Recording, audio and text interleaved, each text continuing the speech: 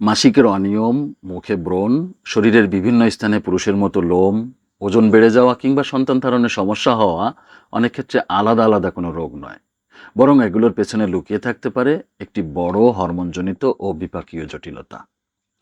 আমরা এতদিন এই সমস্যাটাকে পলিসিস্টিক ওভারি সিনড্রোম বা পিসিওএস নামে চিনে এসেছি, কিন্তু সম্প্রতি এই রোগের নাম পরিবর্তন করে পলিএন্ডোক্রাইন মেটাবলিক ওভারিয়ান সিনড্রোম বা পিএমওএস রাখা হয়েছে।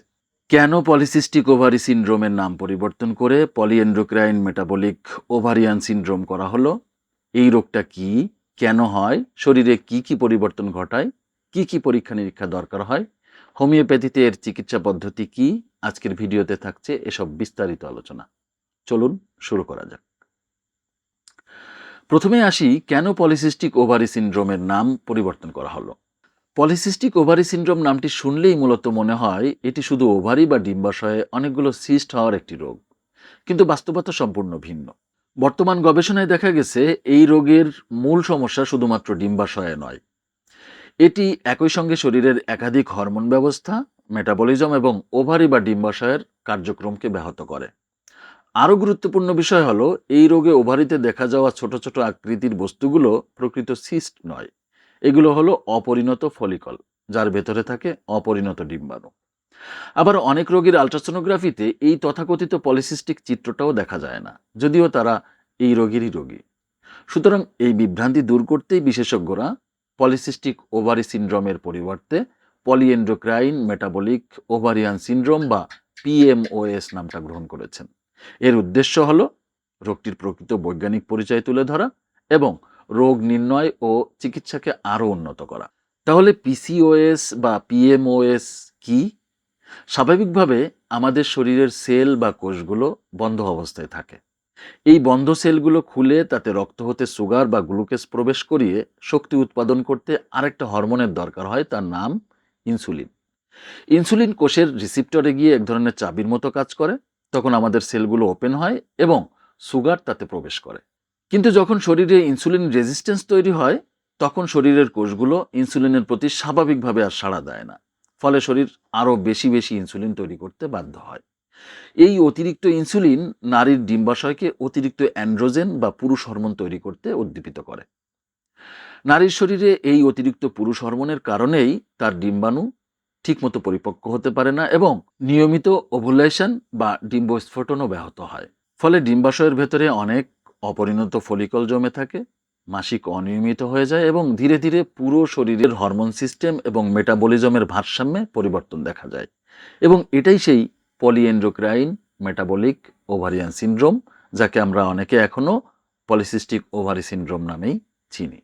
যাই হোক, পলিএন্ডোক্রাইন মেটাবলিক ওভারিয়ান সিনড্রোমের সাধারণ লক্ষণগুলো হলো মাসিক অনিয়মিত হওয়া বা দীর্ঘদিন বন্ধ থাকা, সন্তান ধারণে সমস্যা হওয়া, মুখ, বুক বা শরীরের অন্যত্র পুরুষের মতো অতিরিক্ত লোম গজানো, মুখে ব্রণ ও ত্বক অতিরিক্ত তৈলাক্ত হওয়া, মাথার চুল পাতলা হয়ে যাওয়া, ওজন দ্রুত বেড়ে যাওয়া বা কমাতে কষ্ট হওয়া, ঘাড়, বগল বা কুচকিতে কালচে দাগ পড়া, মানসিক উদ্বেগ, অবসাদ বা বিষণ্ণতা। যেসব লক্ষণ দেখা দিলে দ্রুত চিকিৎসকের পরামর্শ নেওয়া উচিত তা হলো টানা কয়েক মাস মাসিক বন্ধ থাকা, অতিরিক্ত বা দীর্ঘদিন রক্তক্ষরণ হওয়া, দীর্ঘদিন চেষ্টা করেও গর্ভধারণ করতে না পারা, ব্লাড সুগার বা রক্তচাপ অস্বাভাবিক বেড়ে যাওয়া, দ্রুত ওজন বেড়ে যাওয়া, তলপেটে তীব্র ব্যথা হওয়া।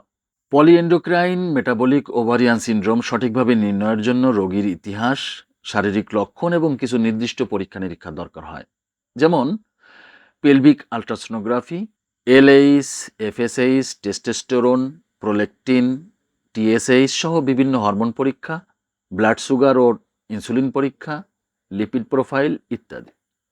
এখন আসি হোমিওপ্যাথিক চিকিৎসার প্রসঙ্গে। হোমিওপ্যাথি শুধুমাত্র মাসিক নিয়মিত করা বা আলট্রাসোনোগ্রাফির পরিবর্তনের উপর নির্ভর করে চিকিৎসা করে না। আমরা রোগীর কনস্টিটিউশন বা গঠনগত বৈশিষ্ট্য, মানসিক অবস্থা, অতীতের রোগব্যাধি, খাদ্যাভ্যাস, লাইফস্টাইল এবং সামগ্রিক শারীরিক লক্ষণ বিশ্লেষণ করি। এই রোগের পেছনে ভাইটাল ফোর্সের ভারসাম্যহীনতার কারণগুলো মূল্যায়ন করি এবং তারপর রোগী ভেদে উপযুক্ত ওষুধ নির্বাচন করি, যাতে শরীর নিজের স্বাভাবিক ভারসাম্য পুনরুদ্ধারের দিকে এগিয়ে যেতে পারে। পলিএন্ডোক্রাইন মেটাবলিক ওভারিয়ান সিনড্রোমের ঝুঁকি কমাতে কিছু স্বাস্থ্যকর অভ্যাস গুরুত্বপূর্ণ, যেমন ওজন নিয়ন্ত্রণ করা, নিয়মিত ব্যায়াম করা, অতিরিক্ত চিনি বা রিফাইন্ড কার্বোহাইড্রেট কম খাওয়া, পর্যাপ্ত প্রোটিন ও আঁশযুক্ত খাবার খাওয়া, পর্যাপ্ত ঘুম নিশ্চিত করা, মানসিক চাপ নিয়ন্ত্রণে রাখা, মাসিক অনিয়মিত হলে অবহেলা না করা এবং নিয়মিত স্বাস্থ্য পরীক্ষা করা। মনে রাখবেন, পিএমওএস শুধুমাত্র ডিম্বাশয়ের রোগ নয়, এটি পুরো শরীরের হরমোন, বিপাকীয় প্রক্রিয়া এবং প্রজনন স্বাস্থ্যের একটি ক্রনিক জটিলতা। তবে স্বস্তির খবর হলো, সময় মতো সঠিক রোগ নির্ণয়, স্বাস্থ্যকর জীবনযাপন এবং উপযুক্ত চিকিৎসার মাধ্যমে অধিকাংশ ক্ষেত্রেই এটি সফলভাবে নিরাময় করা সম্ভব। আপনার বা আপনার পরিচিত কারো যদি এমন লক্ষণ থাকে, তাহলে অবহেলা না করে একজন নিবন্ধিত ও নির্ভরযোগ্য হোমিওপ্যাথিক চিকিৎসকের পরামর্শ নিন। ভিডিওটি উপকারী মনে হলে শেয়ার করুন, কারণ আপনার একটি সচেতনতামূলক শেয়ার হয়তো আরেকজন নারীর সঠিক সময়ে রোগ শনাক্ত করতে সাহায্য করবে। পরবর্তী ভিডিওতে আবার দেখা হবে। সে অবধি ভালো থাকুন, সুস্থ থাকুন।